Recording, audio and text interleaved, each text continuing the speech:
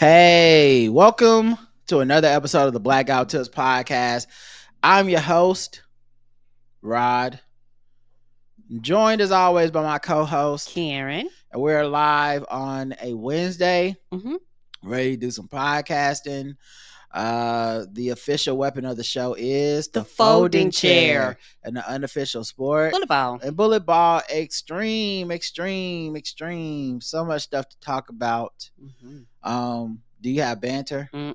Okay, cool. So no banter, which is fine by me. That just means we can debut my brand new segment that I just came up with just now.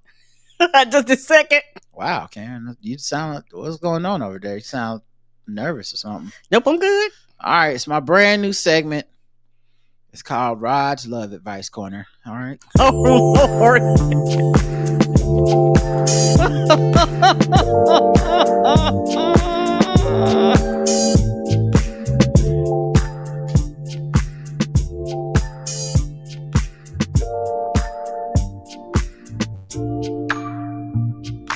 See, the problem with these females is that a lot of them don't know when to be quiet. Am I right, fellas? All right. A lot of times when I'm walking around, I see women, they be having their mouths open and words be coming out. And I'm like, do they know they gonna be single forever? Because no one's gonna ever want to hear that. Okay, we are, guys, the algorithm, we need to make a bigger podcast is what I'm saying. And we need more viral clips, and it's not working being reasonable and nuanced. It's not. And you know what?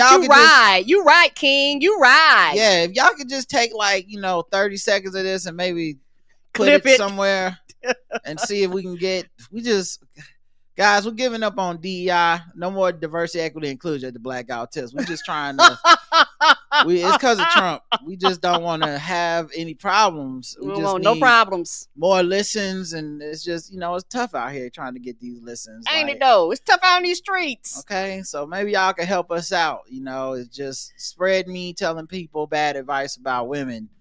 And I think that seemed to work more, than the what we do.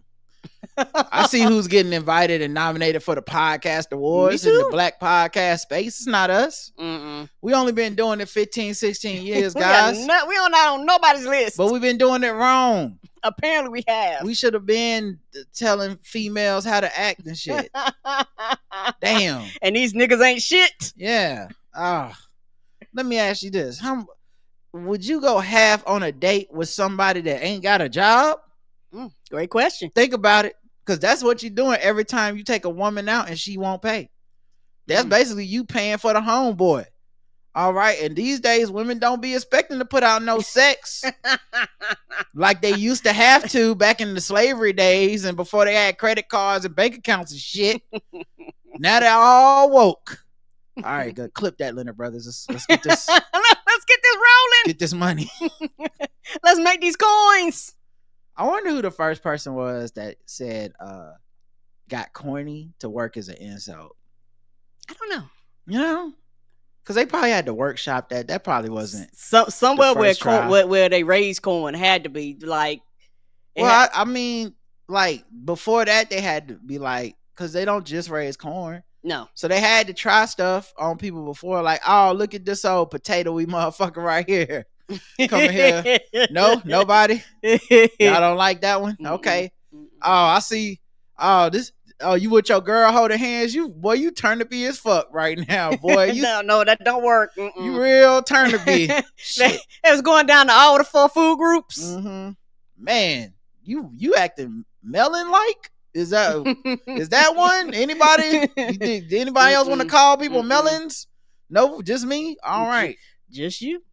I read someone on Twitter replied to my observation and said, well, you have to start with the root of the corn nomenclature, which is that corn is what they would call things that wore down. So like the bottom of your boot is corny because it's running out of tread or whatever. So I said, wow, that's potato-y as fuck that you just said that. I was joking. I didn't want a real answer. Right? I wasn't looking for somebody. You carroty motherfucker. Oh, you just somebody don't get was the like, joke. But Rod, let me explain to you, you know, the premises of what you're saying. People just don't get it, Karen. They don't. Story of my life. All right, let's get into a different segment. Asparagus me, please. Hilarious. Mm-hmm. You asparagus ass. Asparagus is in, I don't know. Okay, back to corny. I didn't know she was black until a number of years ago when she happened to turn black, and now she wants to be known as black. People have got to know whether or not their president's a crook. Well, I'm not a crook. I've earned everything I've got. There's an old saying in Tennessee, I know it's in Texas, probably in Tennessee, that says, fool me once, shame on you, fool me, we can't get fooled again. Tell you what, I don't know about you, but I'm going to go to bed. All right, let's get to this. Mm-hmm. Stuff has been happening. It has. A lot of shit been happening. Elon Musk and Trump fell out. What? Call me shocked. All right, shocked. Well, this is a great thing to play that Stephen A. Smith clip. That's my clip. Stephen A. Anita Smith. Which one is that? From Family Guy. I know, but what was? Oh, shocked. Just call me shocked. Oh no, that's okay. So that's actually Fry from Futurama. Oh, okay, yeah, my bad. Yeah, that's okay. I do have it though. I am shocked. Shocked. Well, not that shocked. Yeah. Yes. We saw who didn't see this coming. Elon Musk. Who didn't see this coming? Elon Musk, the only one that didn't see this coming. Everybody was like, you're spending all this money on a narcissist thinking you can control him and you're going to be best buddies and he's going to let you run the White House because he's so stupid and has no morals. Turns out all you did was get blamed for everything they don't like. And then he takes credit for everything that he does like. Right. Everyone gets used to be a scapegoat. Of course. But, no accountability. But also, I don't trust this coming from Musk even because I think a lot of this stuff is going to be a pivot to try to get back in the good graces of people. I think it's way too late for that. I agree. But I think he's going to try to do that. Like, I was fooled. I thought I was doing good things to help the government. When you were getting racist South Africans here, you thought you were doing good things to help America. Fine government workers. You were cutting kids Medicare and shit like that, that you just thought that was just good. Yeah, when you was running up talking about I want all the information and forgot which bank he ran up in. It was like, bitch, you ain't from here and we not the United States and we ain't giving you shit. Yeah, so I guess he did an interview with the Washington Post and just basically tried to blame Trump for blaming him and, being the victim. People was burning Teslas. Why would you do that? I think people spend a bit too much time on politics, he said in a different interview. It's not like I left the companies. It was just a relative time allocation that probably was a little too high on the government side. I've reduced that significantly in recent weeks. And he also dissed Trump's big, beautiful spending bill. I think a bill can be big or it can be beautiful, but I don't know if it can be both, my personal opinion. And Trump's already talking shit about him because he talked about a billionaire friend that he has that's on Ozempic. So, like, the snakes biting each other. What is it when two scorpions help each other cross the river? What the fuck do that mean? Everybody drowns. Just everybody stabbing each other on the way across? NPR and Colorado public radio stations are suing Trump and the White House because, Trump and them trying to come for the funding. Yeah, get on the long list of other people that are suing. And it's also one of the things where I go back to it. You did not do your job. And now you're paying the consequences for not doing your job. NPR? Not NPR, because some shows are actually on NPR. And it's maybe they're not. Hold on, let me take that back. Because I feel like of all the organizations, NPR. No, not NPR. I'm thinking, what is it? The New York Times. I'm sorry. Oh, yeah, that's not. So this is not them. Okay, so for NPR is one of the few places that when you listen, you go, okay, somebody researched, somebody, fact checked. Like you're getting from a good source. Like, it may be like they cover white people doing white people shit and shit like that. When you're like, oh, this is a pointless story, but at least they're doing their job. But they will also do the quote unquote other side too, more than most other public things. I think so. The reason I want to make the distinction is that I think NPR does a great job of covering Trump, and I also think this is retaliation because they did that great job. Because they're not, they do talk about it being the big lie, and they're not settling lawsuits with Trump and shit. And I think now that he's in office, he's doing executive orders to retaliate. Because they be like, this is what he did, y'all. These are the things that he's doing, y'all. Like it's almost like they're fact based. They're like we're not going to sugarcoat for you. These are the things that he did. It is not always obvious when the government has acted with a retaliatory purpose in violation of the First Amendment, but this wolf comes as a wolf.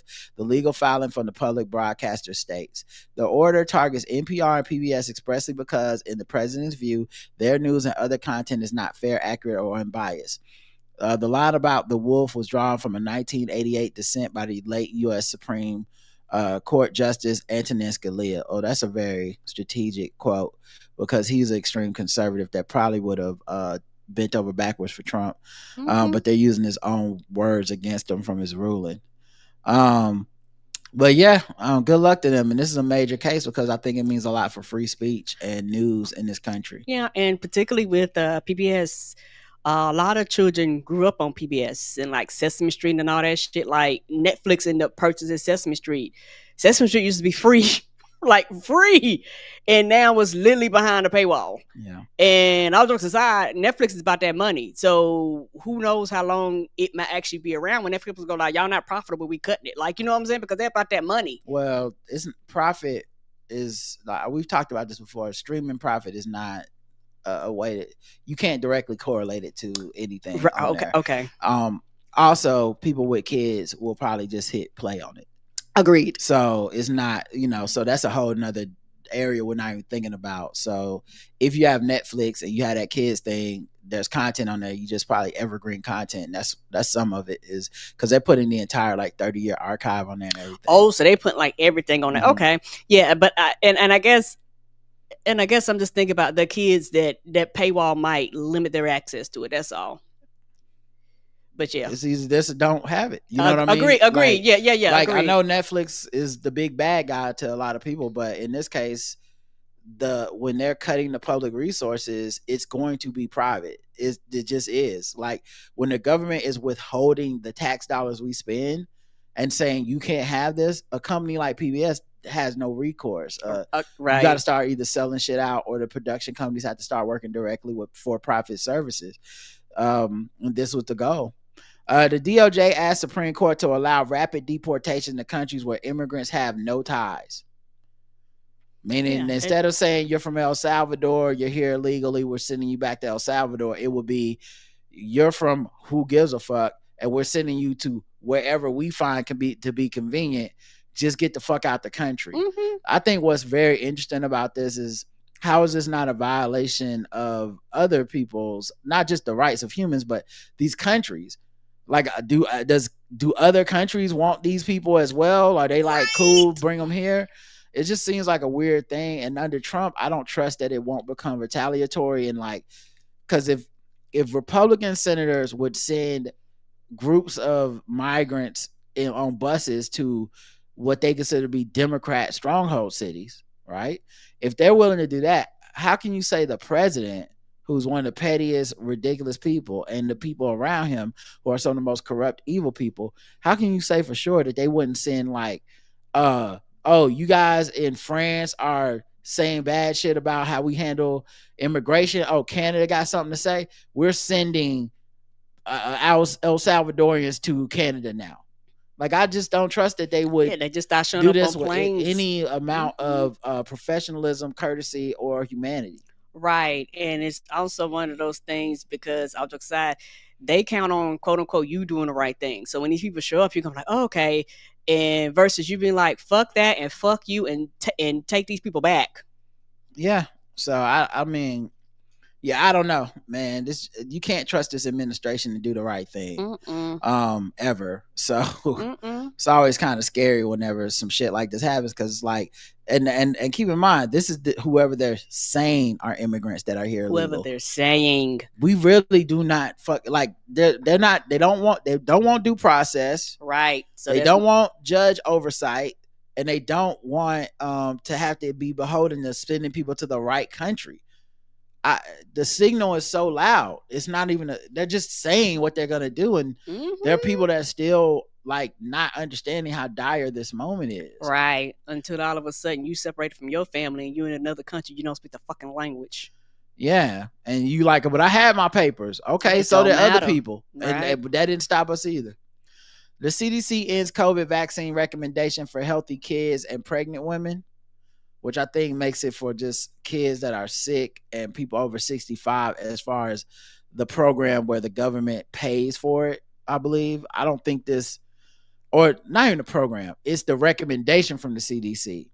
So I don't think it's binding in that if you have private insurance and you want to go get the shot, I believe you can still just go get the shot. Right. But for now, it still cuts off people that are on, government assistance. It's still like if they just decide that you can't have it anymore. That is basically, we're going to treat it like, honestly, I was going to say like the flu, but it's actually worse than the flu, because the flu, they let everyone get your flu shot if you want.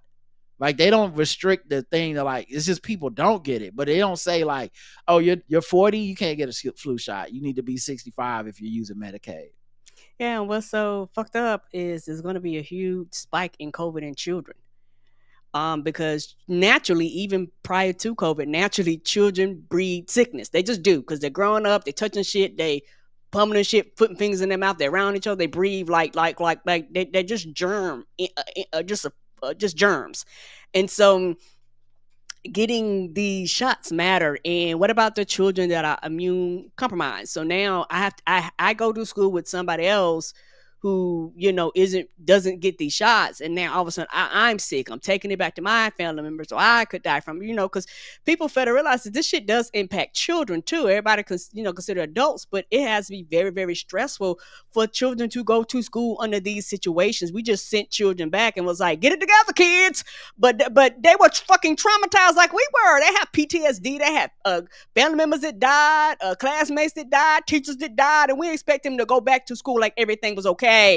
Yeah, and this comes as like a new variant is on the horizon for COVID, and people are like, yeah, it may give rise to more infections. And just when do you put the people in charge who are just unserious people who have more ego than they do any knowledge of the field they're been put in charge of?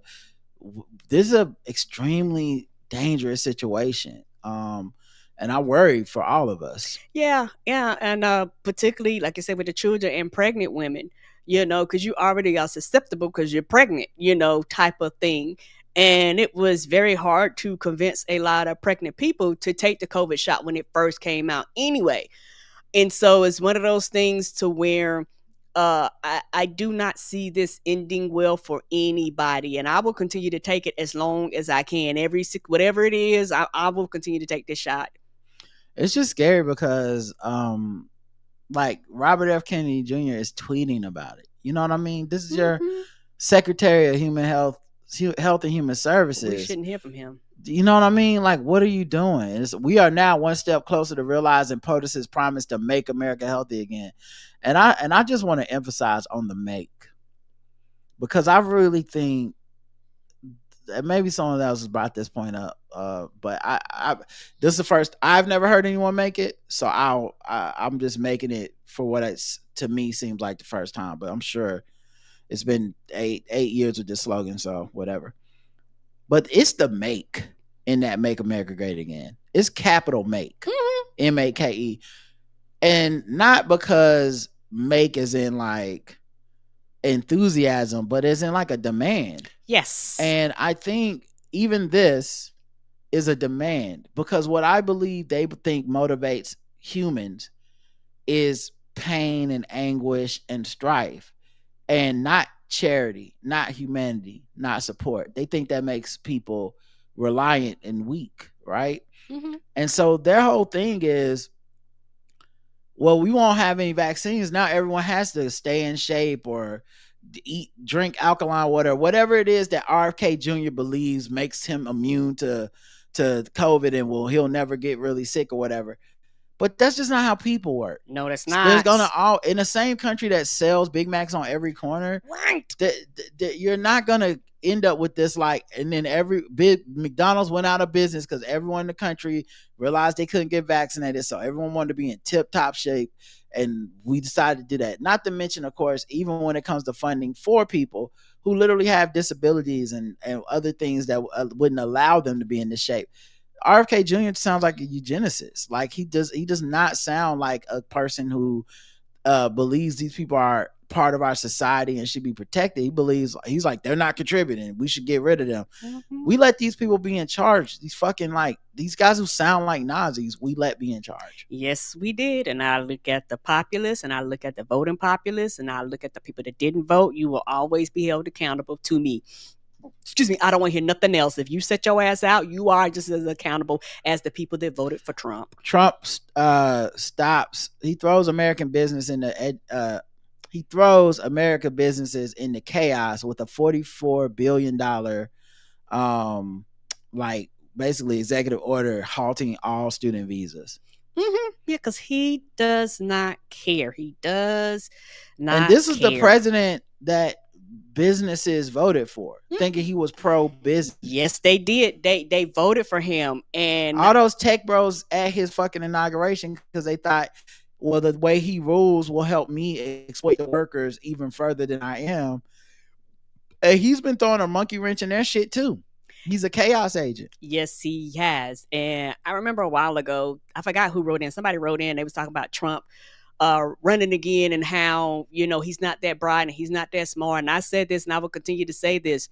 Trump learned. Trump might not be the sharpest knife in the room, but Trump learned from the first time. And the people who want to use him learned. Yes. They learned that he could be used, and the only thing that stopped him was he had some actual people who were really either patriots or politicians who cared about being reelected or something. They weren't all MAGA loyalists, and they weren't all right-wing Nazi, type people, white supremacists. Right. And that was the only thing that stopped him. And so that was a signal to a lot of people well, next time we just need to make sure that we're there. Yep. That won't stop them. We'll put the gasoline on the fire. Yep, you need checks and balances, and those people were the checks and balances. Those people basically stood up for the American public. I understand why people are resigning from these high-level positions and walking away, but at the same time, somebody got to be there to be an obstructionist, because if not, all they're going to do is replace you with somebody else who's going to do whatever the fuck they're going to do, and then the train just keeps on moving. Somebody has to stand in the gap for the people who are not elected officials and don't know how the shit works. Somebody has to be there. Because what happens when all the good people decide to fucking leave?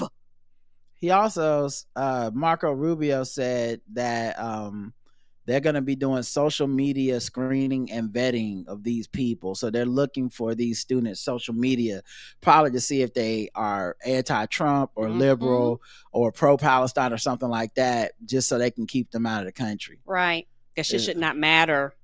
Yeah, I'm watching a documentary series about Vietnam on Netflix right now. It's called Turning Point Vietnam. It's 5 parts. And it's just, I wish people watch stuff like this, because there's too many people in America who just don't think those things can happen here. And you're just one or two tragedies or chances of fate from things going right back on the path to just evil. And that's the path this country has stayed on from inception. And anytime you bring it up, people they think their angry emotions make it not true, that they're mad. Your facts don't matter because they're upset, but it's bullshit. Right. And on top of that, it's one of the things where people go, well, how did they let this happen? And how did they let this war happen? And how did these countries take over?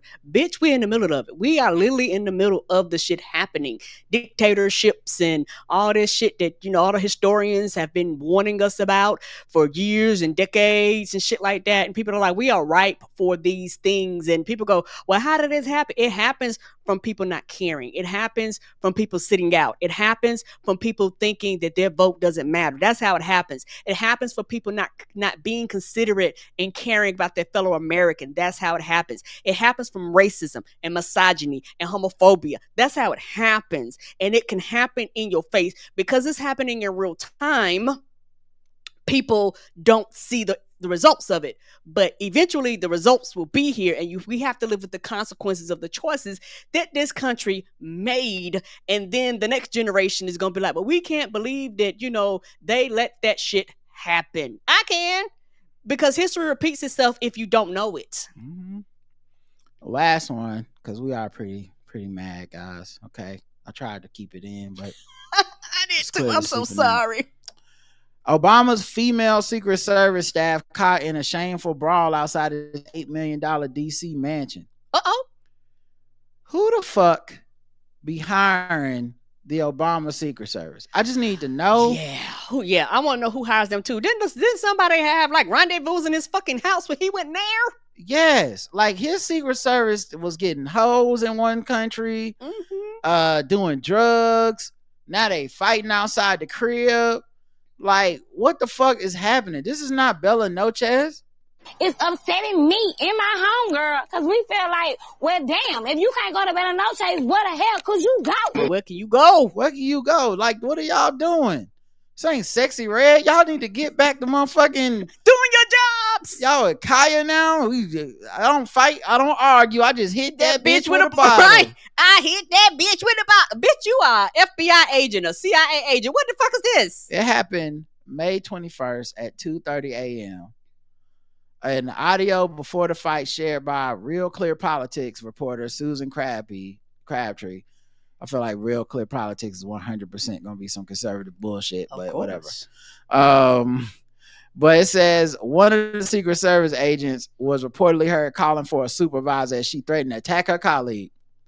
Can I get a supervisor down to Delta 2 immediately before I whoop this girl's ass?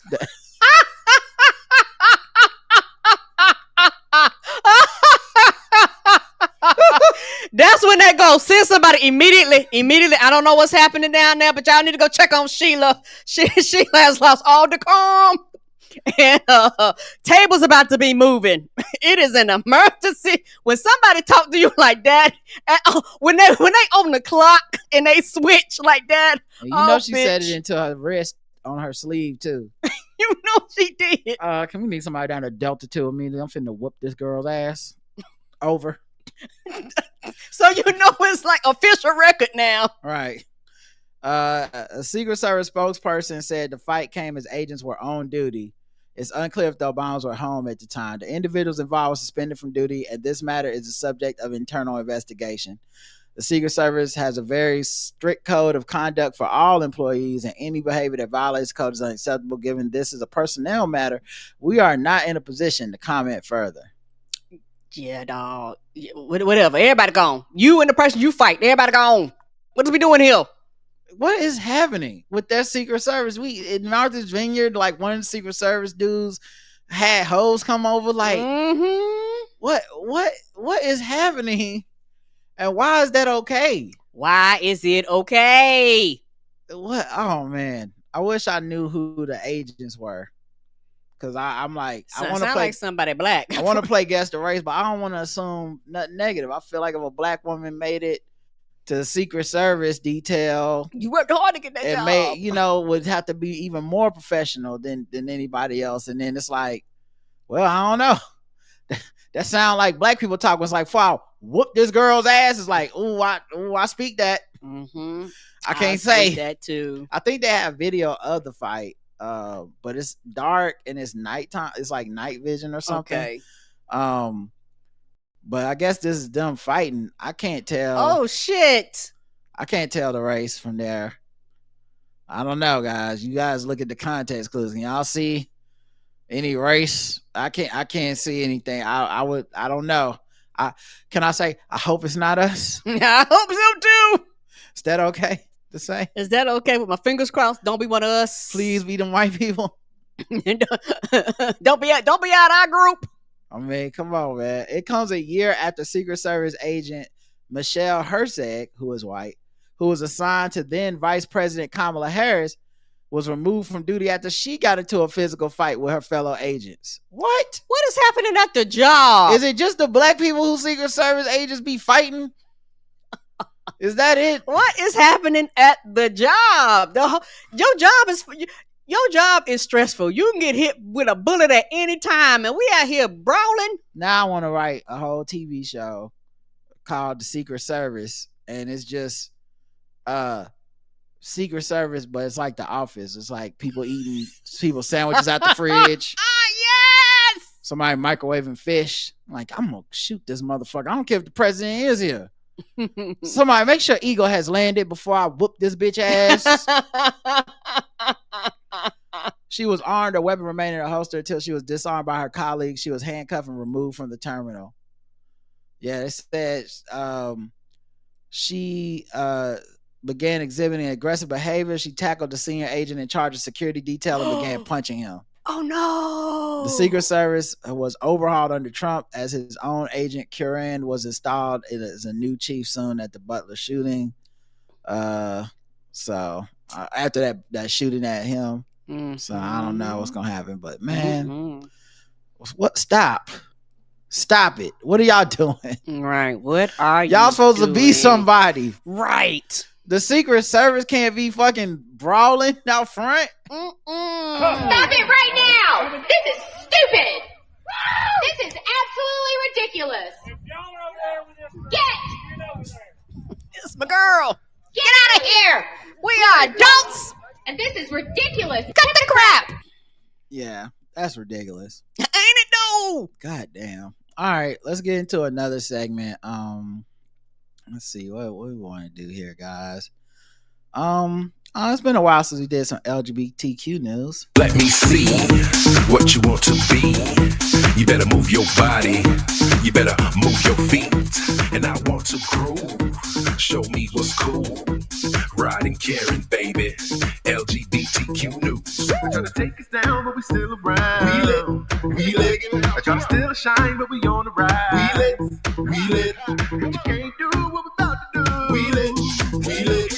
Black guys, LGBTQ news. Yep, LGBTQ news. Go around the globe, find different articles about LGBTQ people and what they going through right now. And it's sad. It really Fire music, is. depressing subject, as my girl Yes. Miss Barnes says in the chat.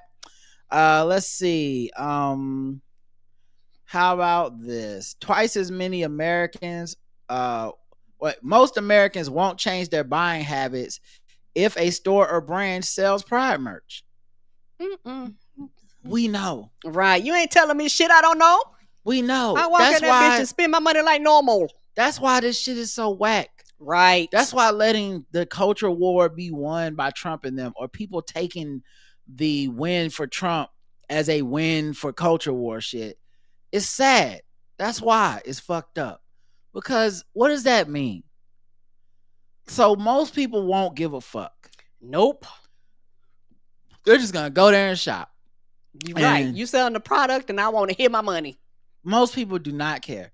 And yet Target can't wait to run away from DEI. All the beer companies scared.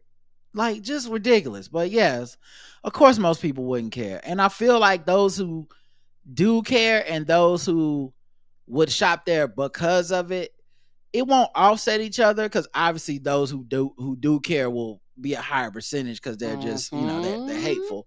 But I bet you there are people who are like, yeah, and I would go there because of it. Like, I like the support. Right. It definitely means that's what black people are doing with Target right now.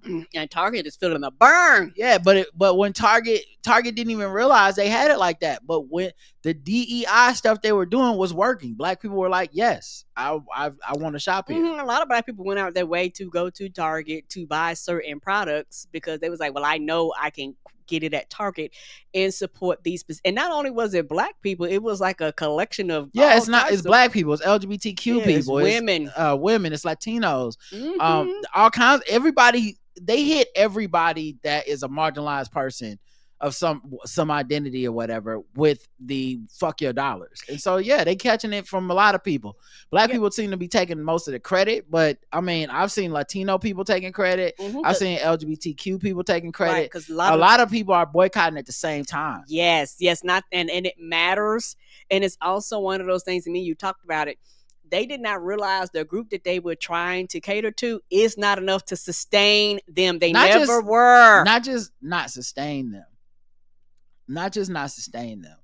Because I don't think they were making the gamble of, oh, this group of bigots will come and start shopping here. I don't think that's why they did it. I think they were thinking to themselves, the other people won't stop shopping here.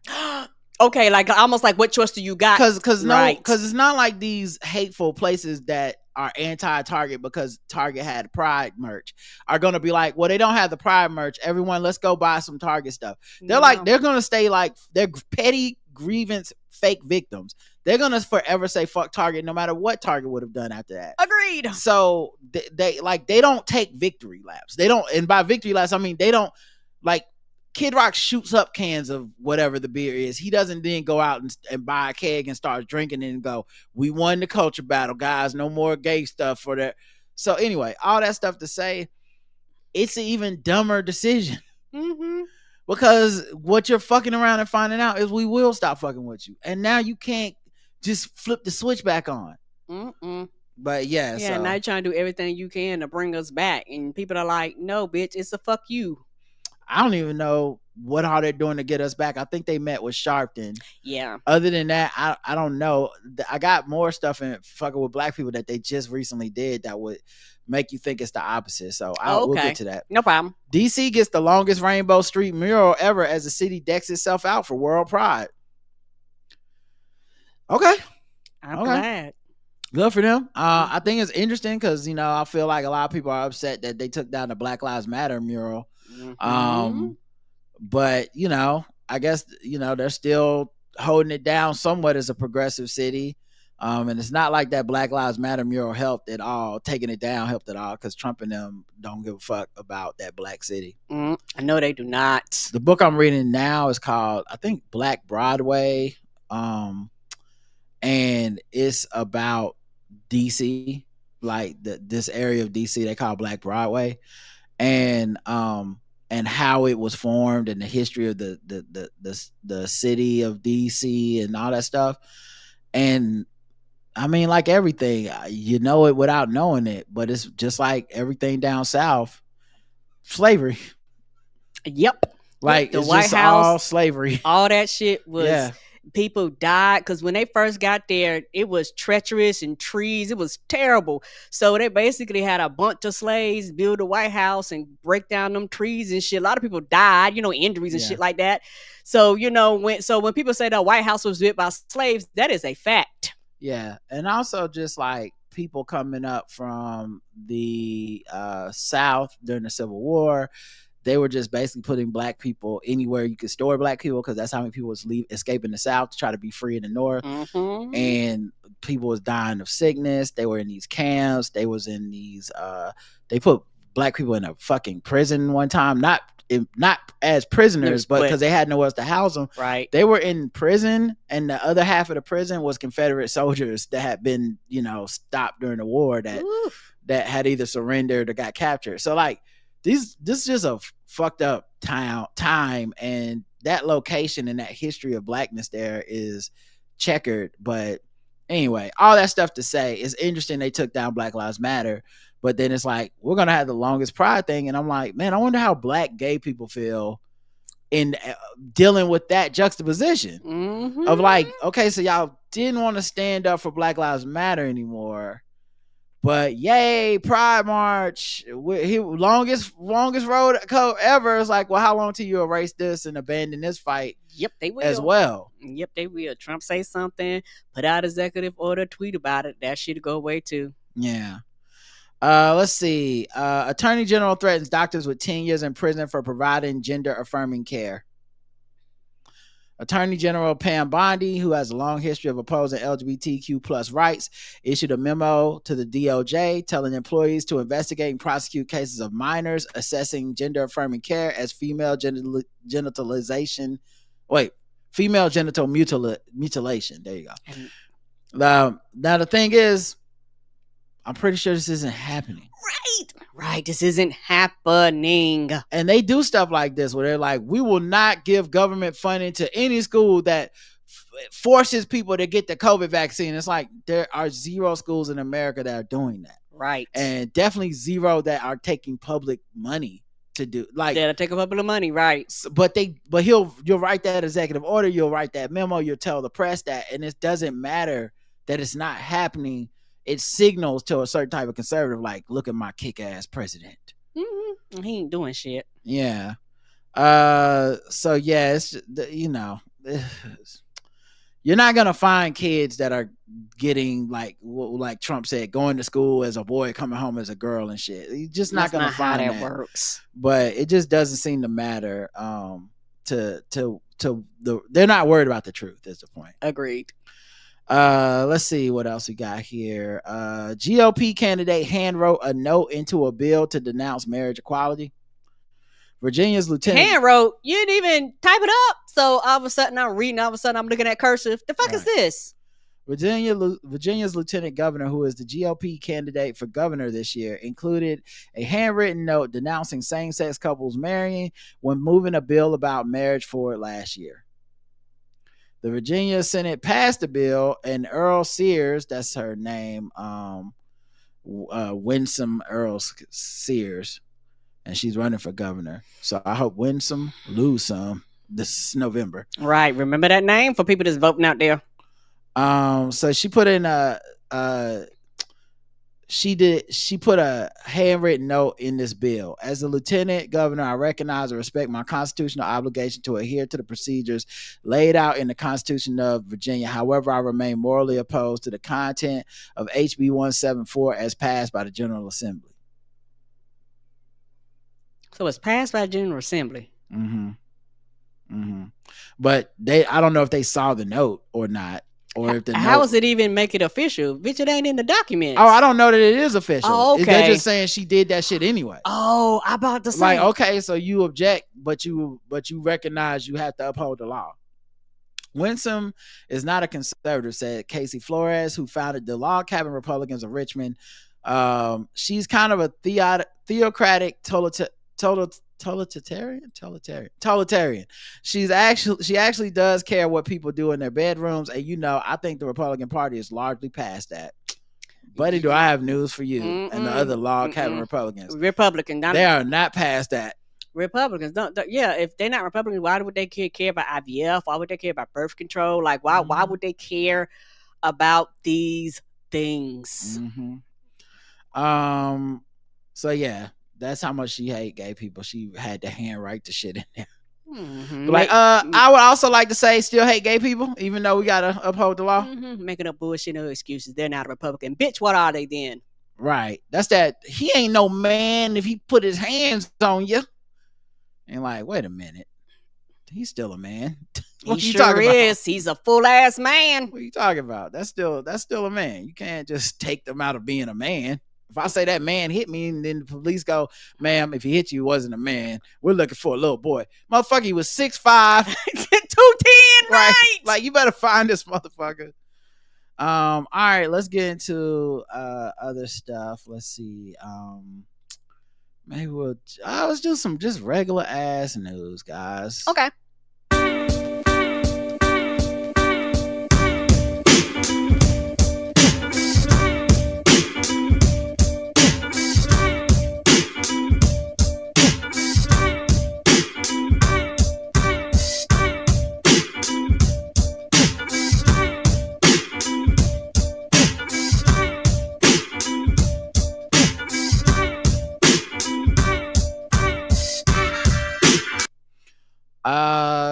Jaheim arrested again on animal cruelty charges in Georgia. Jaheim. That's a singer, right? Yeah. Oh, R&B singer. R&B singer. Exactly. Mm-hmm. Again? Rottweilers and bulls. That's what R&B stand for when it comes to him. R&B singer Jaheim, best known for his early 2000 hits like Put That Woman First and Fabulous, has once again found himself facing legal trouble. He was arrested on May 1st in Fulton County, Georgia, and charged with 6 counts of animal cruelty. Woo! They say he failed to provide adequate water, sanitary conditions, and proper ventilation for several dogs in his care. The dogs involved in the case are reportedly named Tweet, Tip, Taka, Tink, Timber, and Tanger. Love them teased, apparently. I feel like them dogs probably be getting confused all the time. Like, who? Now, who you say? Which one else you talking to? This isn't Jaheim's first run-in with the law regarding animal welfare. In September 2021, he was arrested in Hillsborough, New Jersey after police discovered 15 dogs living dangerous and unsanitary conditions at his home. 15? That's a lot of animals. That is. Oh, I couldn't even imagine us. Odor! Yeah, definitely. Yeah, because you have to keep dogs clean and, clean up behind them and wash them and shit. Just in case, But see, that's what happened when he tried to tell us about himself. He told us he had ghetto love. And then next he told us he was still ghetto. Oh, no. So that's a defiant couple of album titles right there. And that's what this found. It seemed like he did these animals with some ghetto love. And I don't like that. So yeah, he's out here not putting the animals first, guys. Apparently not. Let's see. GloRilla invokes Michael Jackson after nose job. Cardi B offers advice. So GloRilla had posted a picture and everybody was like, you got a nose job? Because it did look, different. Her nose looked different. Okay. And she addressed the rumors on Twitter saying, I don't internet shit and I don't do mess. It was an innocent repost, y'all BSing. And Cardi B replied to it because she had nose surgery in 2020. She said, it took me like 6 to 7 months for my nose to settle. I was freaking out. Cardi also urged people to consider the emotional toll of cosmetic surgery recovery. Be gentle when somebody comes on social media and you know that they just got their nose done. Be very gentle because they're on medication, pain medication, and they just did a very different transition. You're practically a new person, so you're very sensitive, like the comments and the dragon. It fuck with your head, so be gentle. Yeah, and somebody like her would know, and she read her comments. Yeah, she be in it, and also she had like butt work done, like hip work done and stuff like that. And I think she was the one that ended up getting it taken out later on and stuff like that. And being very open and kind of talking about it. So I could see her being really sensitive on a topic like this. Yeah. So I think the weirdest thing to me is, I guess everyone's vicariously living through celebrities, and maybe it makes me the weirdo, but I do not feel entitled to a celebrity's body. Me either. In this way of like, you need to change or not change. And I guess I never got into the culture of cosmetic surgery as just a thing that you do. It's your body, your choice. So I'm not, I know enough cerebrally to not be judging and talking down on people. But at the same time, it's like, when this happens, it does make people start thinking about did you think something was wrong with your beautiful African American nose? You can't help but think that because so much pressure and societal pressure is put on these people to conform and look a certain way. Right. I think part of people is not just entitlement to the body, but it's like, wait, did you Lil' Kim? Did you not know you were beautiful? And she's talked about she didn't know, or she just never felt that way, right? Because of things she had to deal with, trauma she dealt with. I don't say anything bad or negative about Lil' Kim and her body at this point, but it's like it's a shame that you went through all of that and you were put through all of that, and it made you go, run the surgery and stuff like that, or bleach your skin, stuff like that. And there's an anti-blackness, but I think what happens is that people come down on the artist and the person, and I think that's what Cardi is really talking about. And I think that parasocial relationship is very dangerous because people don't think first; they just want to at you and say something mean or say something, what, get your nose back. I can't. And you wouldn't say that if I was your fucking sister and you walked in my hospital room and I was recovering from surgery, regardless of what you thought, you're not gonna be like, I gotta throw up. Like you're gonna be somewhat more tactful, but you don't know this person, so you can just say something catty. But right. Yeah, it's just, it's just unfortunate. Yeah, and it's also one of those things where I'm similar to I agree with you on those things, because like you say, it's their body, their choice, and you don't know why people make these decisions. And some people make these decisions, they are happy with it and they love it, regardless of what people think. That's all. My thing is like, you just be happy with your choice and decision, whatever that decision is for you, because a lot of people have all types of surgery for all types of their body. And a lot of times when people, I don't know specifically with nose, but sometimes people have surgeries and they're not always, they might be, they appear cosmetic, but they might be for other reasons. And people treat it like the same thing, and they're not always the same thing. Like some women have breast reductions for various type of reasons, and so it's one of the things people go, your breasts were just fine, but you don't know why. Right. And that's why I don't go into the judgmental thing, because you don't know why they opted to do that. Maybe I was tired of buying $300 bras. You know what I'm saying? Right. Maybe my back was aching. Like you don't. I think know these things. Also, like, I get that, if your job is to be a fucking comedian, then I get the haha whatever to it. But I think also, like, people be having like a bunch of trauma and stuff around those things. It's not as simple as I got my boobs reduced and I never thought about how it's going to make some people think I'm less attractive. I never thought about how people going to question if I'm a woman now. I had a double mastectomy. Right. People, I had cancer or whatever. And it's like, we treat people like it's open thing because you're a public figure, so why can't we just talk about your body? But you never fucking know. And like I said, it was more interesting, the response, than it was what she said, but just how people were like, oh my god, what are you doing? Yeah, it goes back, like you said, to that parasocial relationship. And I don't know what the number or the status, and the thing is arbitrary, it varies per person. Once you hit a certain level, whatever the particular person has decided, all of a sudden your humanity doesn't matter, and people can disconnect and they talk to you like that because they're not directly impacted by you. Like you say, if this was somebody that they personally know or something like that, even if they felt that way, they would not say it to their faces, nor would they treat them like that.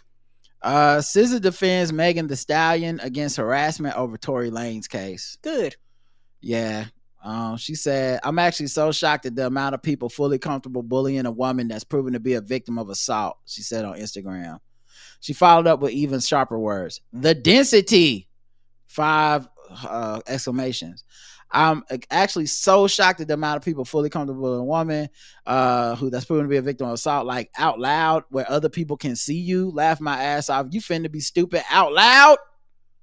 She's so funny. But yeah, absolutely. Like it is interesting, like who comes to the defense and who doesn't. And I will say, like, I don't think joining the internet fray is going to sway anything at this point. Like people that are harassing Megan Thee Stallion are not a SZA comment away from going, oh my God, I've been so foolish. Right.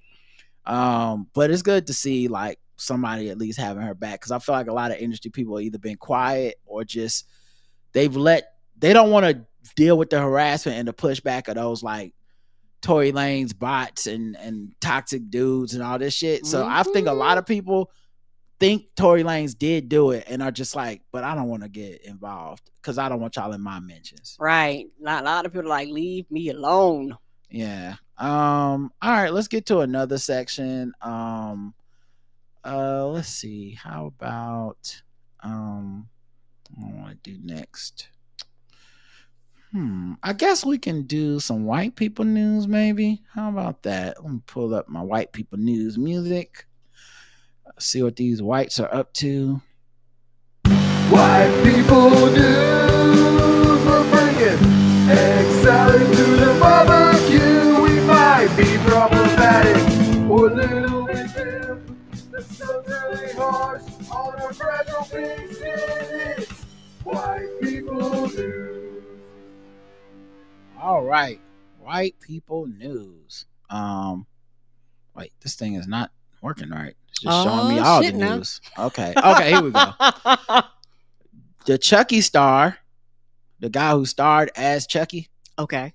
He dead. 61 years old. Oh no. And this comes 2 years after he was investigated for sexting minors.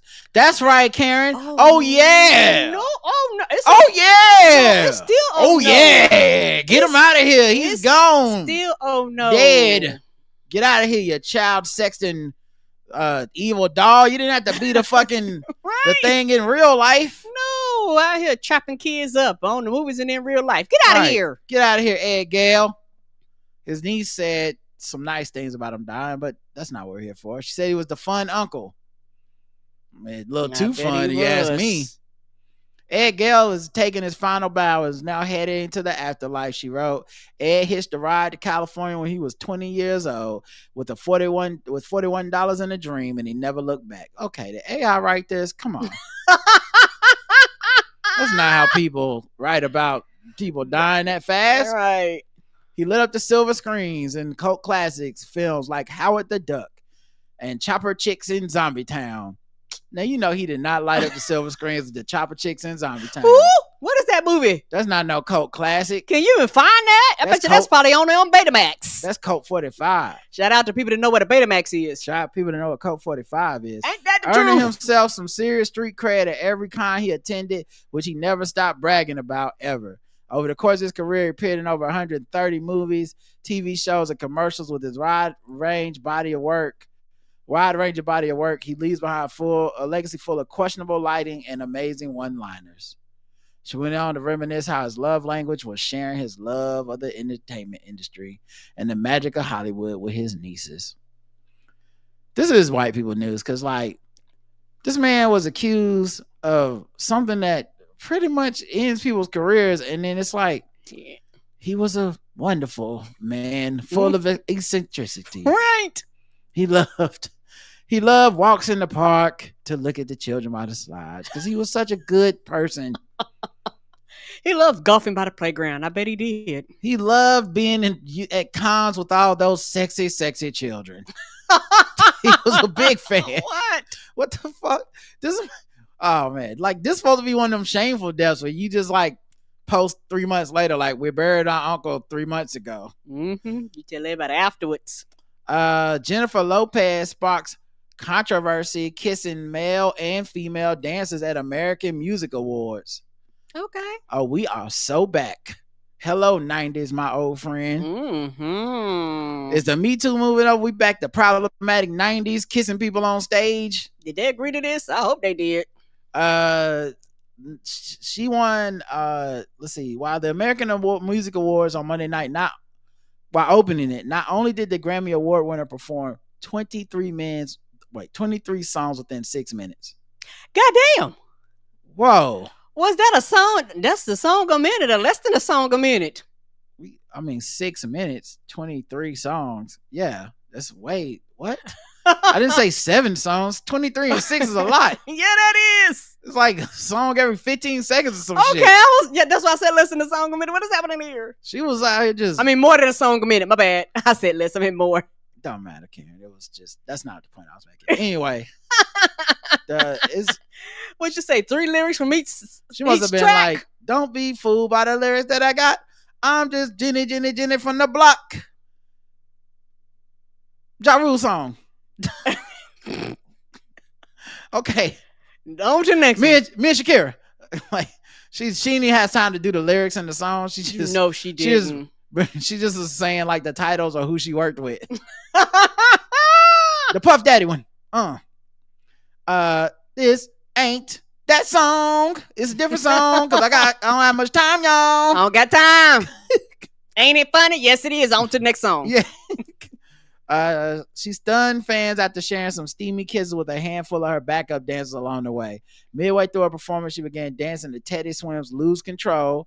As her dancers surrounded her, Lopez kissed a male dancer before locking the lips with a female dancer.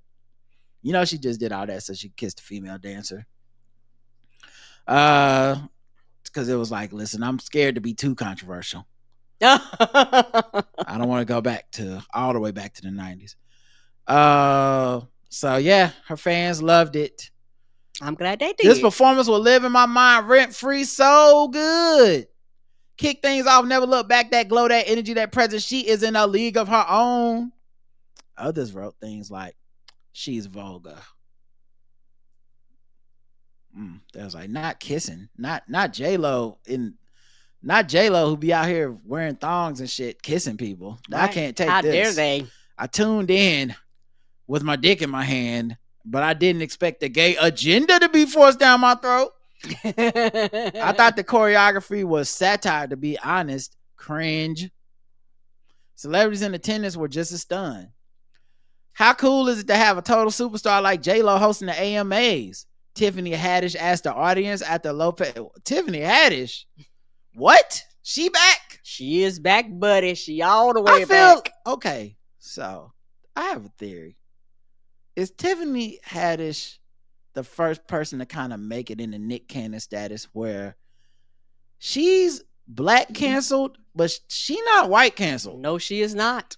You know what I mean? And I'm not saying she's black canceled like a Nick Cannon black canceled like 100%. I'm just saying like black people are rolling their eyes at like, ugh, remember that shit she did?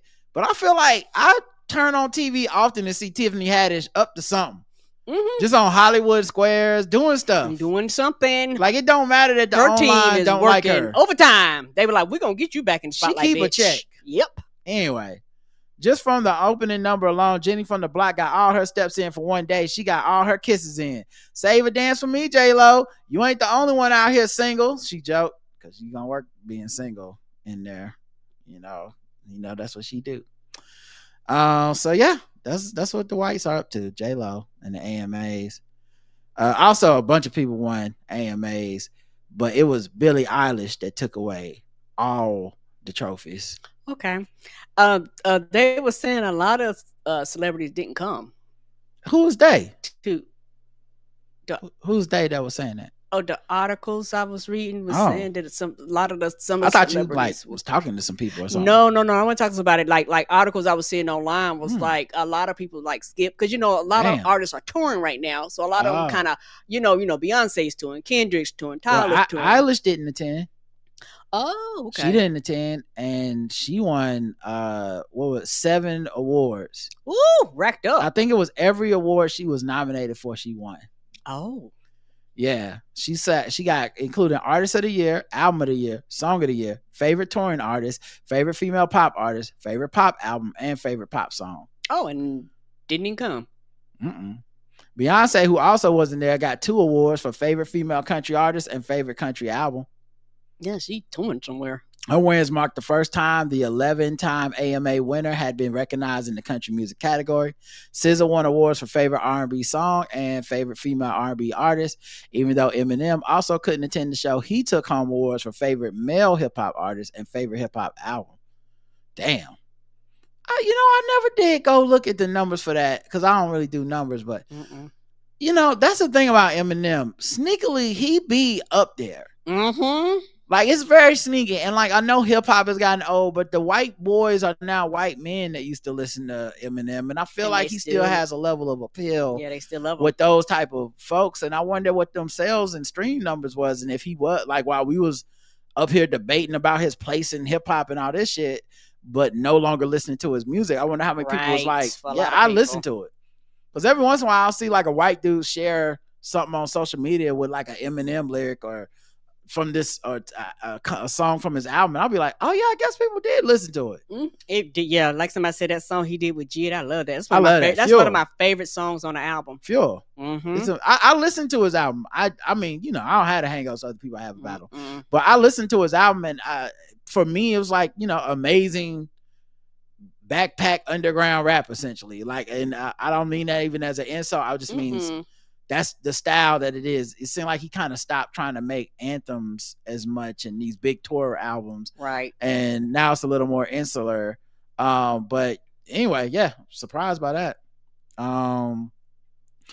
Other winners include Becky G for Favorite Female Latin Artist, Gracie Abrams for Best New Artist, Post Malone for Favorite Male Country Artist and Favorite Country Song. Okay, I know who that is. Doechii for Social Song of the Year, Lady Gaga and Bruno Mars for favorite music video and collaboration of the year. Bruno also took home the favorite male pop artist award, and Gaga won favorite dance electronic artist. Janet Jackson got the Icon Award. And she also performed a medley of some of her biggest hits. Good for her. Yeah. Good for her. The thing about Janet Jackson is that I'm glad that people are giving her flowers while she's still here, because, you know, with all the stuff with Super Bowl and things like that, that actually hurt her career. And it's one of those things. I mean, it's one of those things to where you go back and you look, you be like, oh, that's why it was a period of time where I don't want to say she disappeared, but she stopped performing like her albums and things like that. So I am glad that people are like, hey, dog, you're special. You mean something to the industry. Here are things that we probably should have did years ago, but we actually are doing them now. Because I think some of the awards and accolades and shit she's doing, that shit got delayed because of the person in charge was like, don't give her shit. And they was like, okay. Let's move ass. Yes. She said, I'm so grateful. I mean, no disrespect in any way, but I don't consider myself an icon. My family, myself, our dream wasn't ever to be famous. We weren't raised like that. We always had a special love for music and dancing and singing, and fame came with the result of hard work and dedication. Rod Stewart got the Lifetime Achievement Award. Benson Boone, Blake Shelton, Gloria Estefan, Gwen Stefani, Lainey Wilson, Alex Warren, and Renee Rapp also took to the AMA stage throughout the show for electric performances of some of their biggest hits. Good for them. So, all right. They have different presenters: Alex Earl, Cara Delevingne, Sierra, Dan, and Shay. I don't know Dan and Shay. Dylan Efron, Jordan Childs, Kai Cenat, Megan Maroney, Nikki Glazer, Shabuzi, Tiffany Haddish, and Wayne Brady were among the night's presenters. Yeah, I saw the clip with Shabuzi where the woman obviously on the teleprompter reading off of that said the country music was invented by the Carter family, and Shabuzi had a look on his face, and then not Beyonce and the Carter family, but this white family, and then people was like, that erased the roots of black country music, and saying that in front of a black country musician is fucked up. And I feel bad because that person like, I'm just reading what's in front of me. Like, I'm getting penalized because somebody else wrote this shit. Right. Let's see. You know what? Let's do Guess the Race. We'll skip the rest of this white people news. Okay. Here we go. What time is it?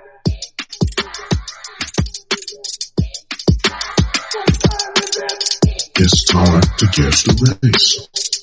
It's time to guess the race. It's time to guess the race. It's time to guess the race. Guess the race. We go around the globe, find different articles, guess the race of the people involved. Karen plays along, chat room plays along, and they're all racist. Let's go to this one. Happened in our hometown, Charlotte. What done happened here? Okay, this one for North Carolina. Come on and raise up. The Queen City. What's happening down in here? Okay, y'all know what it is. Y'all know how we get down over here. We tote that thing on us. Oh no. Popeyes manager was accused of shooting his coworker over burnt biscuits. Night in a The manager was like, my food cost about to go up. Poured out the biscuit over the biscuits. Yeah, they did. Had the heat for the biscuits. If I play this, can y'all hear the sound? I just need to know if y'all can hear it. It's very short, but here we go. Tonight in a wild shooting out of Charlotte. This one happening over the weekend at a Popeyes on South Boulevard. New court documents reveal burnt biscuits led to a burst of bullets outside the fast food business. Biscuits led to a burst of bullets outside. I like that not alliteration, but whatever. Burnt biscuits led to a burst of bullets out. You heard that? Yeah. Burnt biscuits led to a burst of bullets. Great writing. Right. Buffalo sauce believed boys be bussing. Outside the fast food business. The person shot was a manager of the restaurant. The person who fired the gun was arrested. He's due in court later this month. Not the Popeyes on South Boulevard. Not the one on South Boulevard. Oh, not by the Joann's Fabrics. Right. It is by the Joann's Fabric in the Auto Zone. Y'all wasn't doing that in front of Joann's Good Fabrics. Right. Was y'all? Putting shame to her good fabrics. Right. So I got some Cajun sparkle for your ass, Karen. Guess the race. Black. Karen's going with the black. For Rodney Wood, 22. Let's check the chat room. I guess Rodney Wood, and he could. Yes. North Kakalaki Ninjas. Black burnt biscuits. Black. Yeah, no idea if they. Black. Did you care about the job that much? You was like, I will shoot somebody if we burn another biscuit up in here. I missed the Popeyes. Like, why do you care? This is the third batch I burned today. Everyone said black, and you ought to be ashamed of yourselves because you're right.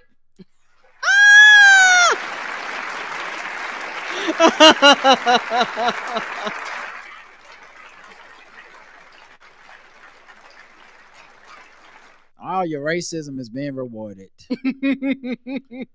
Man, that's crazy. I've been to that Popeyes. Me too. You know, that joint like right in front of Joanne Fabrics, man. Mm-hmm. That's out here. Ain't it across in the Chick-fil-A?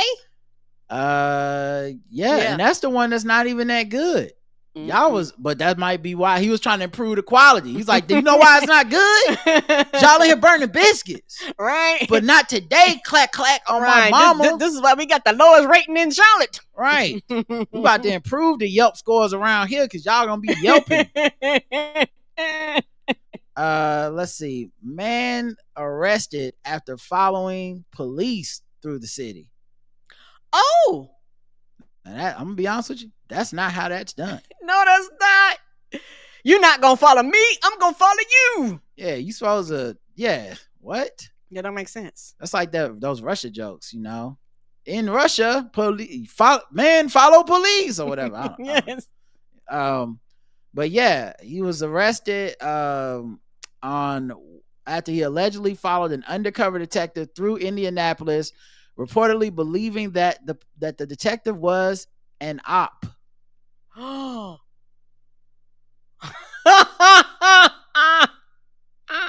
had a point. Antoine, yeah, you know what? I'm not gonna lie, he had a point, but like, you don't look right. You can't really say he's wrong because you are literally the definition of an op. Undercover. Did he have the straight lace haircut? He looking like you look funny. Antoine Scott, 36, was charged with the following offenses: resisting law enforcement for level 5 felony, criminal recklessness level 6 felony, dealing marijuana level 6 felony, possession of marijuana level 6 felony, resisting law enforcement class A misdemeanor, reckless driving class C misdemeanor.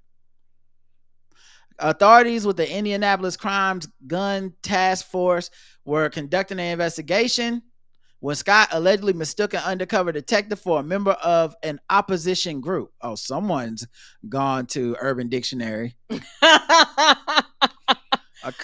Opposition group. According to the Indianapolis Metropolitan Police Department, Scott reportedly attempted to block the detective's unmarked vehicle. He then chased the officer for approximately 2 miles. What? Boy, he's in some good shape. The undercover detectives then radioed for assistance. The backup officers attempted to conduct a traffic stop, but a pursuit ensued. Oh, in cars. Oh, my bad. I thought he chased him on foot. Right. Scott first fled in his car, then eventually on foot. He was located with the K9 units. There's an active investigation. More will be updated as it comes out. Karen, guess the race of Mr. Antoine Scott, police chaser. I'm going black. I don't know any white Antoines. Okay, Karen's going black. Let's check the chat room. It might be some of y'all out there. I just don't know you. Let's check the chat room, see what they believe his race to be. We got, he black. That's a YN. Not a YN. Right. You ain't no cop. Jay Reed said black. Sky high in his negritude, blackness, black. He is alive, white. Correct answer is everybody said black except one person. And that one person was wrong because he was black.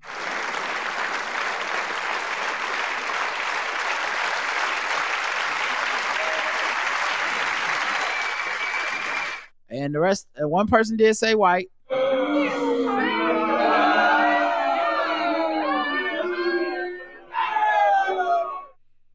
I just want to know, did he tell the cops he thought dude was an op? Like, how did that quote get in the crime report? Right. He was like, you are part of an opposition group. I guarantee you he just said op. He's an op. Okay. Give us a second. We'll be right back. Somebody, can you get on Urban Dictionary? I think he just confessed to the crime.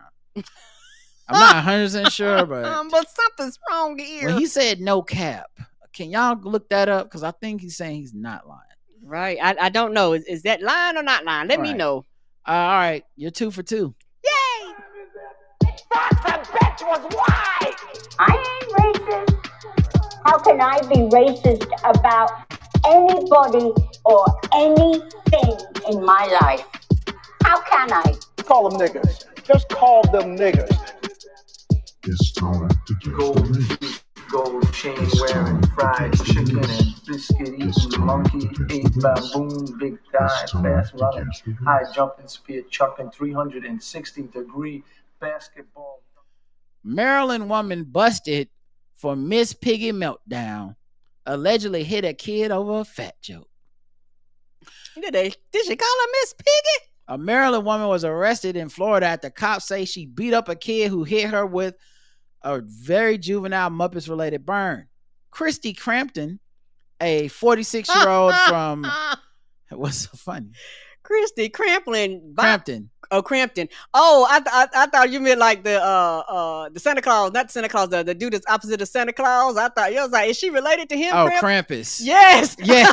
If her name would have been Krampus and she beat up kids on planes, right, like, girl, you are like 7 months too early for this shit. Okay, I was confused for a second. I was like, well, goddamn. Chrissy Crampton, a 46-year-old from Hagerstown, Maryland, was arrested Monday at the Orlando Sanford Airport after cops got a call asking them to come to a gate where a flight headed for Maryland was sitting on the tarmac. When they got there, cops said they spoke to Crampton and 2 other people whose names are redacted from the police report, with one of them claiming the alleged victim was suffering from behavioral issues both at home and on the flight. Aww. One witness on the flight told cops it started as a verbal argument between Crampton and the alleged victim, but it turned physical when, according to Crampton, the kid called her fat and Miss Piggy. Oh, now see, apparently you ain't watched what Miss Piggy do to Kermit. All right. That's an abusive relationship having in front of all our eyes. Miss Piggy about that life. When she get mad and start turning red and she ball up her lips and get it all in his face. Mm-hmm. She be giving Kermit the business. Kermit be knowing to get the fuck out of there, flailing his arms and running. That was over the line for Crampton, who allegedly hit and slammed the child's head into a window. Well, goddamn. She told cops tension had been building because the kid had been disrespectful during their trip to Disney World and the fat jokes are the last straw. So this was one of her. This is a kid she know. She was like, so this kid, they took this motherfucking bad kid to Disney World. Right, the baby probably shouldn't have went in the first. Y'all know this child has behavior problems. And then that kid proceeded to roast your ass the whole goddamn weekend in Disney World. She got tired of her. And you got on the plane. You almost made it to the finish line. On the plane to go home is where you said, God, that's enough. You want a window seat? Huh? You want a first class view? You want that? Oh my God, man, they must have been frying her up in Disney World. You know kids could be so cruel. I guess, and you know they was probably behind her the whole time just roasting. I guess it's not a small world for you. What? Right?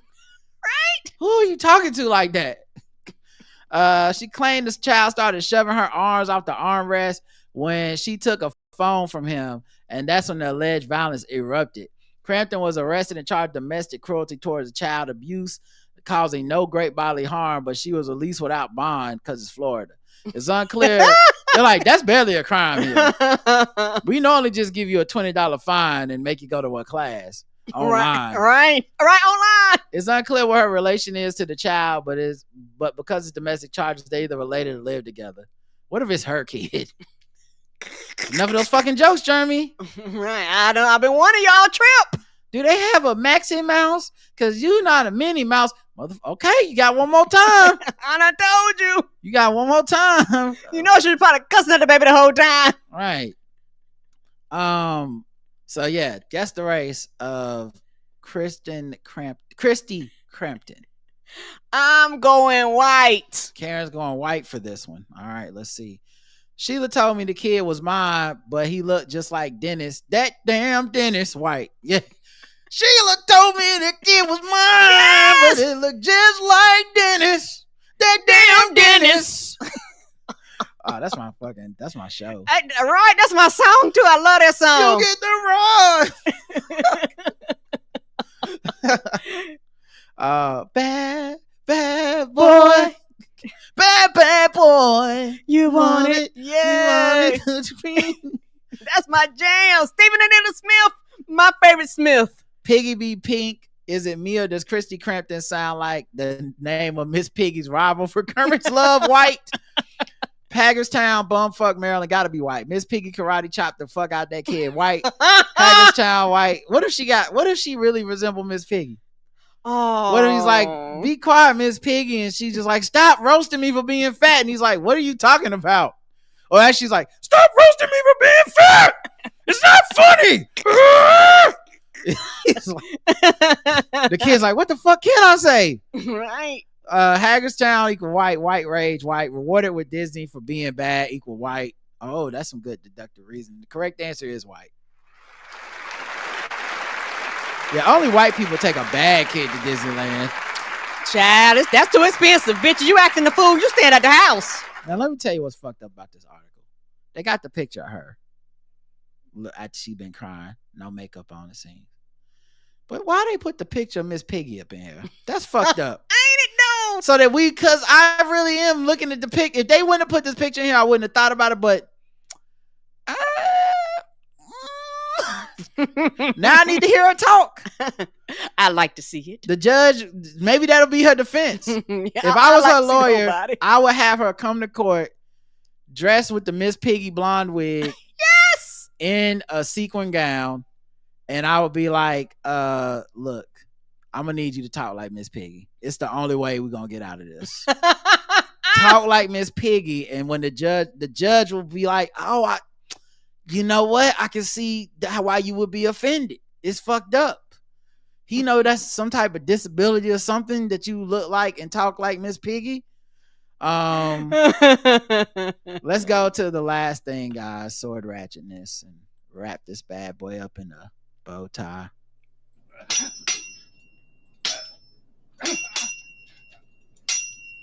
Somebody said a Miss Piggy defense. Mm-hmm. That's hilarious. I like to have my client take the stand. Do you swear to the truth? Yes, I do.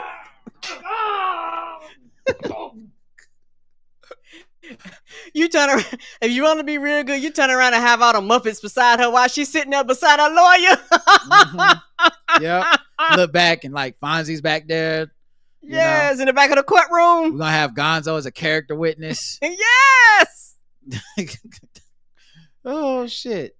So what were you doing on the morning of May the 21st or whatever? Me and my Kermit were getting on a plane. Like, Your Honor, where's Kermit? Can we dismiss the case yet? Your Honor, come on.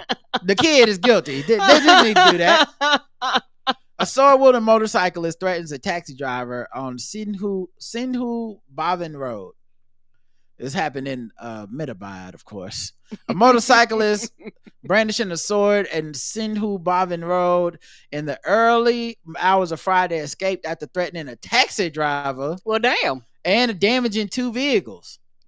Registered an FIR only on vehicle, and the incident went Friday. I don't know what that means.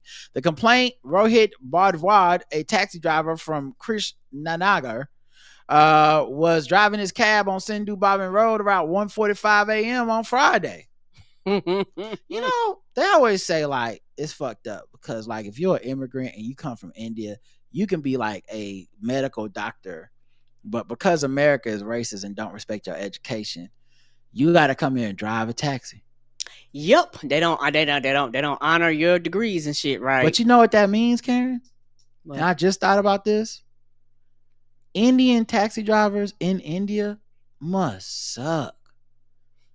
Because our taxi drivers that we import are fucking doctors and lawyers and businessmen and CEOs that we are too racist. They own businesses and shit, right? We're too racist to let them be what they supposed to be. Right. And so we got overqualified taxi drivers in America because of racism.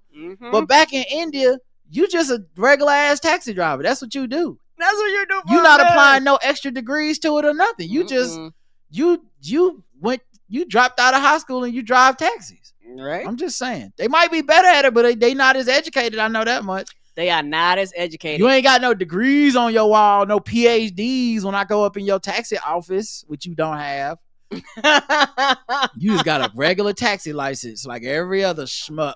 Like everybody else. He stopped at a signal between Badran Supermarket and Pakwan Crossroads when a speeding motorcyclist ran into the rear of his car. When Barwad stepped out to confront the rider, the accused allegedly pulled out a sword and threatened to kill him if he tried to stop him. Oh, no. All right. I guess I won't be getting that insurance information. You're going to need some health insurance information. He's like, can I get your insurance information? Yeah. United Healthcare. Because that's what you're going to need. Because it's definitely not Allstate, bitch. Because you're not in good hands right now. Shing! Yes. The impact damaged the rear bumper trunk area and the rear tire of his vehicle. Another car was also hit by the same rider during the incident. He probably said, I don't want no smoke. And just drove away. The attacker then fled towards Pakwan Crossroads while continuing to wave the sword. Barwad noted the motorcycle's registration number. Barwad, who was out of town on a personal work, filed a complaint after returning. The police booked the unidentified accused under relevant sections of Bharatiya Nyaya Sanhita Gujarat Police Act for criminal intimidation and reckless driving. Say that 5 times fast. Despite the incident occurring in a high-profile area, Borakdev police were unaware until the video of the incident went viral on social media. Shit now. They take swords serious over there, so somebody going to jail. So I know that much. Right. What? I was about to say hashtag free Miss Piggy. Free Miss Piggy. I'm not with that. Like, yes, I saw today Trump was talking about he gonna free, or he's considering freeing the dudes that kidnapped Gretchen Whitmer and went to prison. And you know what? I blame all the people that wanted to free Pops for Indiana Pacers. That man walked on the court. He's Tyrese Halliburton's dad. Right. And that man was acting the ass to Giannis. And 2 weeks of great basketball will not erase that man was out of fucking pocket and shouldn't be allowed back in the NBA arena at least until the end of the season. Right. I don't give a damn if someone win a championship or not. I agree. And all of y'all are already back on that man's dick. That's ridiculous. I don't care if he's in the skybox. He don't belong there. I don't like it. Me either. I agree with that. And y'all are the ones wrong on this.